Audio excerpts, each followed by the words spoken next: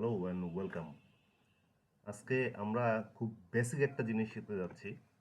সেটা হলো আমরা এক্সেলে সবাই কাজ করি। এক্সেলে কাজ করার সময় আমাদের সবচেয়ে গুরুত্বপূর্ণ একটা জিনিস হয়ে যায়, সেটা হলো বর্ডার দিতে হয়। যে সেলেই আমরা কাজ করি না কেন, সেই সেলটাকে আইডেন্টিফাই করার জন্য বর্ডার ক্রিয়েট করতে হয়। তো বর্ডারটা আমরা আসলে দুইভাবে ক্রিয়েট করতে পারি।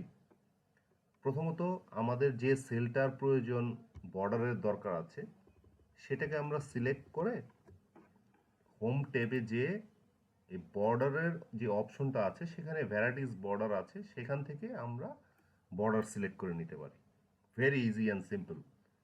দেন সেকেন্ড যে অপশনটা আছে সেটা আমরা কিবোর্ডের মাধ্যমে, দ্যাট মিন্স আমাদের যে সেলগুলোতে আমাদের বর্ডারের প্রয়োজন আছে সেই সেলগুলোতে আমরা কিবোর্ডের মাধ্যমে সিলেক্ট করে নিয়ে আমরা শুধুমাত্র alt H B A press করলে এই জিনিসটা আমাদের কাঙ্ক্ষিত বর্ডারটা চলে আসবে।